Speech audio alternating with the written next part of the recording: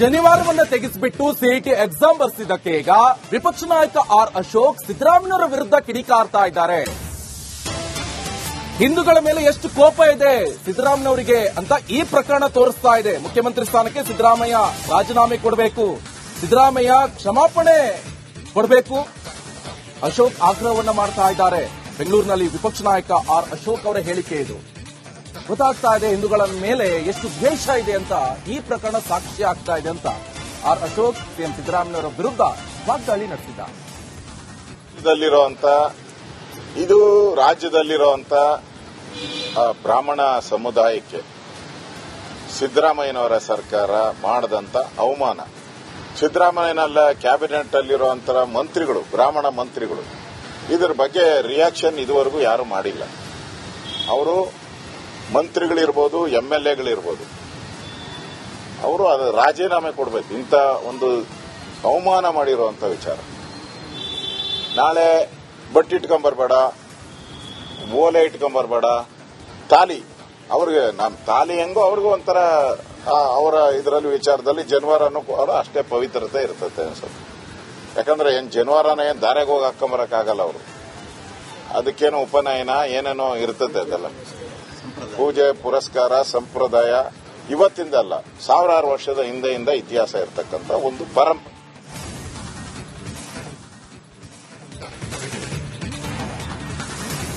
ಜನಿವಾರವನ್ನ ತೆಗೆಸಿಬಿಟ್ಟು CET exam ಬರ್ಸಿದ್ದಕ್ಕೆ ಈಗ ವಿಪಕ್ಷ ನಾಯಕ ಆರ್ ಅಶೋಕ್ ಸಿದ್ದರಾಮಯ್ಯನವರ ವಿರುದ್ಧ ಕಿಡಿಕಾರ್ತಾ ಇದ್ದಾರೆ. ಹಿಂದೂಗಳ ಮೇಲೆ ಎಷ್ಟು ಕೋಪ ಇದೆ ಸಿದ್ದರಾಮಯ್ಯನವರಿಗೆ ಅಂತ ಈ ಪ್ರಕರಣ ತೋರಿಸ್ತಾ ಇದೆ. ಮುಖ್ಯಮಂತ್ರಿ ಸ್ಥಾನಕ್ಕೆ ಸಿದ್ದರಾಮಯ್ಯ ರಾಜೀನಾಮೆ ಕೊಡಬೇಕು, ಸಿದ್ದರಾಮಯ್ಯ ಕ್ಷಮಾಪಣೆ ಕೊಡಬೇಕು, ಅಶೋಕ್ ಆಗ್ರಹವನ್ನ ಮಾಡ್ತಾ ಇದ್ದಾರೆ. ಬೆಂಗಳೂರಿನಲ್ಲಿ ವಿಪಕ್ಷ ನಾಯಕ ಆರ್ ಅಶೋಕ್ ಅವರ ಹೇಳಿಕೆ ಇದು.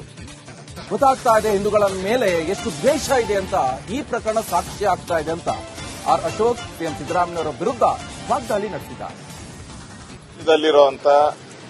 ಇದು ರಾಜ್ಯದಲ್ಲಿರುವಂತ ಬ್ರಾಹ್ಮಣ ಸಮುದಾಯಕ್ಕೆ ಸಿದ್ದರಾಮಯ್ಯನವರ ಸರ್ಕಾರ ಮಾಡದಂತ ಅವಮಾನ.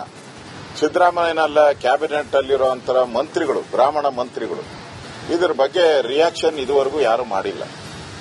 ಅವರು ಮಂತ್ರಿಗಳಿರ್ಬೋದು, ಎಂಎಲ್ಎಗಳಿರ್ಬೋದು, ಅವರು ಅದು ರಾಜೀನಾಮೆ ಕೊಡಬೇಕು. ಇಂಥ ಒಂದು ಅವಮಾನ ಮಾಡಿರುವಂತ ವಿಚಾರ. ನಾಳೆ ಬಟ್ಟೆ ಇಟ್ಕೊಂಬರ್ಬೇಡ, ಓಲೆ ಇಟ್ಕೊಂಬರ್ಬೇಡ, ತಾಲಿ ಅವ್ರಿಗೆ ನಮ್ಮ ತಾಲಿ ಹೆಂಗೋ ಅವ್ರಿಗೂ ಒಂಥರ ಅವರ ಇದರಲ್ಲಿ ವಿಚಾರದಲ್ಲಿ ಜನವಾರನೂ ಕೂಡ ಅಷ್ಟೇ ಪವಿತ್ರತೆ ಇರ್ತದೆ ಅನ್ಸುತ್ತೆ. ಯಾಕಂದ್ರೆ ಏನ್ ಜನವಾರನ ಏನ್ ದಾರೆಗೆ ಹೋಗಿ ಹಾಕೊಂಬರಕ್ಕಾಗಲ್ಲ. ಅವರು ಅದಕ್ಕೇನೋ ಉಪನಯನ ಏನೇನೋ ಇರ್ತದೆ. ಅದೆಲ್ಲ ಪೂಜೆ ಪುರಸ್ಕಾರ ಸಂಪ್ರದಾಯ ಇವತ್ತಿಂದ ಅಲ್ಲ, ಸಾವಿರಾರು ವರ್ಷದ ಹಿಂದೆಯಿಂದ ಇತಿಹಾಸ ಇರತಕ್ಕಂತ ಒಂದು ಪರಂಪರೆ.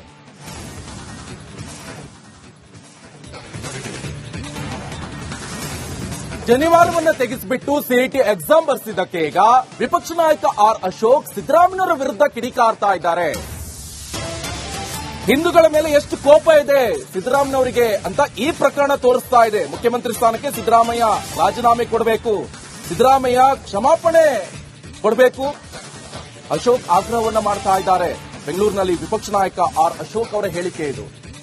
ಗೊತ್ತಾಗ್ತಾ ಇದೆ ಹಿಂದೂಗಳ ಮೇಲೆ ಎಷ್ಟು ದ್ವೇಷ ಇದೆ ಅಂತ ಈ ಪ್ರಕರಣ ಸಾಕ್ಷಿ ಆಗ್ತಾ ಇದೆ ಅಂತ ಆರ್ ಅಶೋಕ್ ಸಿಎಂ ಸಿದ್ದರಾಮಯ್ಯನವರ ವಿರುದ್ಧ ವಾಗ್ದಾಳಿ ನಡೆಸಿದ್ದಾರೆ.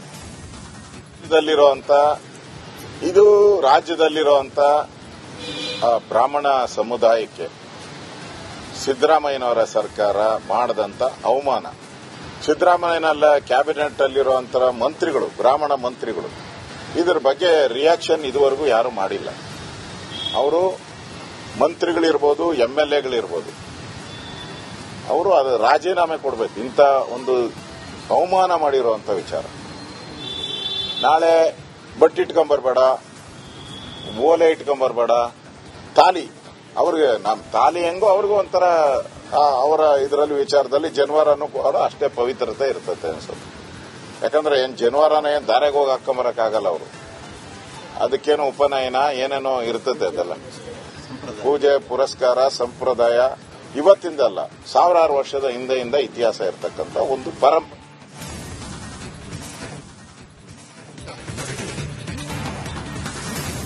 ಶನಿವಾರವನ್ನ ತೆಗೆಸಿಬಿಟ್ಟು ಸಿಇಟಿ ಎಕ್ಸಾಮ್ ಬರ್ಸಿದ್ದಕ್ಕೆ ಈಗ ವಿಪಕ್ಷ ನಾಯಕ ಆರ್ ಅಶೋಕ್ ಸಿದ್ದರಾಮಯ್ಯನವರ ವಿರುದ್ಧ ಕಿಡಿಕಾರ್ತಾ ಇದ್ದಾರೆ.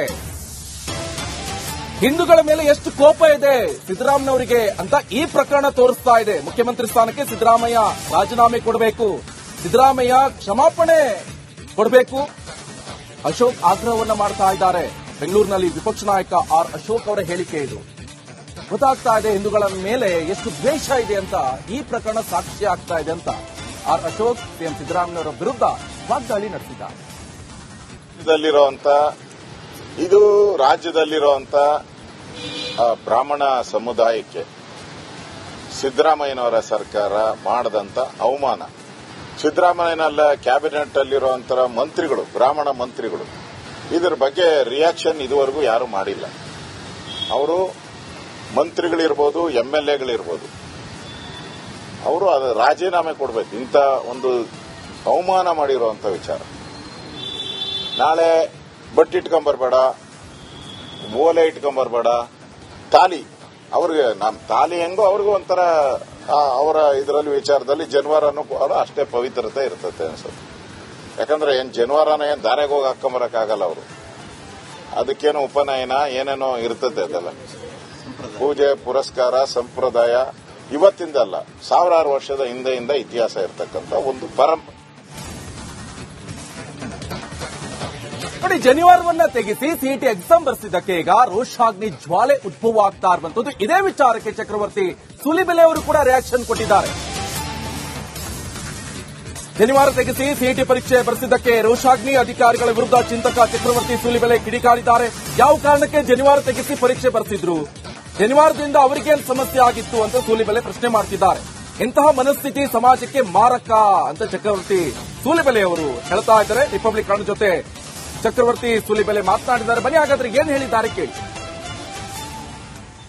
ಕರ್ನಾಟಕದಲ್ಲಿ ವಿದ್ಯಾರ್ಥಿಯ ಜೊತೆಗೆ ಒಂದು ಅಮಾನವೀಯ ಘಟನೆ ನಡೆದಿರುವಂತದ್ದು. ಸಿಇಟಿ ಪರೀಕ್ಷೆಗೆ ಶನಿವಾರ ಹಾಕಿಕೊಂಡು ವಿದ್ಯಾರ್ಥಿ ಹೋಗ್ತಿದ್ದಾಗ ಆತನನ್ನ ತಡೆ ಹಿಡಿದು ಪರೀಕ್ಷೆಗೆ ಆತನಿಗೆ ಅನುವು ಕೊಡದೇ ಇರುವಂತಹ ಒಂದು ದುರ್ಘಟನೆ ನಡೆದಿರುವಂತದ್ದು. ಈ ಘಟನೆ ಶಿವಮೊಗ್ಗ ಹಾಗೂ ಬೀದರ್ ಎರಡು ಜಿಲ್ಲೆಗಳಲ್ಲಿ ನಡೆದಿರುವಂತದ್ದು. ಆ ವಿಷಯದ ಬಗ್ಗೆ ಸದ್ಯ ಮಾತನಾಡಲು ನಮ್ಮ ಜೊತೆಗೆ ವಾಗ್ಮಿ ಹಾಗೆ ಚಿಂತಕರಾಗಿರುವಂತಹ ಚಕ್ರವರ್ತಿ ಸೂಲಿಬೆಲೆ ಅವರಿದ್ದಾರೆ. ಈ ಬಗ್ಗೆ ಏನ್ ಹೇಳ್ತಾರೆ ಅನ್ನುವಂಥದ್ದನ್ನ ಅವರಿಂದನೇ ಕೇಳಿ ತಿಳಿದುಕೊಳ್ಳೋಣ. ಒಂದು ವಿಷಯವನ್ನ ಸರ್ ನಾವು ಗಮನಿಸಬೇಕಾಗಿರುವಂತದ್ದು, ಭಾರತ ದೇಶ ವಿವಿಧತೆಯಲ್ಲಿ ಏಕತೆಯನ್ನ ಹೊಂದಿರುವಂಥದ್ದು, ಎಲ್ಲರನ್ನ ಸಮಾನವಾಗಿ ಕಾಣಬೇಕನ್ನುವಂಥದ್ದು. ಈ ಹಿಂದೆ ಹಿಜಾಬನ್ನ ಧರಿಸಿ ಪರೀಕ್ಷೆಗೆ ಹೋಗುವಂಥದ್ದು ಅಥವಾ ಶಾಲೆಗಳಿಗೆ ಹೋಗುವಂಥದ್ದು, ಈ ಬಗ್ಗೆ ಹಲವು ಚರ್ಚೆಗಳು ಕೂಡ ಆಗಿತ್ತು. ಹಿಜಾಬ್ ಧರಿಸಿ ಹೋಗಬಹುದು ಅನ್ನುವಂಥ ಅನುಮತಿ ಕೂಡ ಸಿಕ್ತು.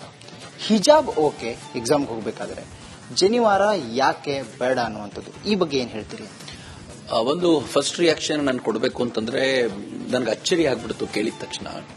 ವಾಸ್ತವವಾಗಿ ಹೇಗಿದೆ ಅಂತಂದ್ರೆ, ಒಂದು ಎಕ್ಸಾಮಿನೇಷನ್ ಸೆಂಟರ್ಗೆ ನಾವು ಹೋಗ್ಬೇಕು,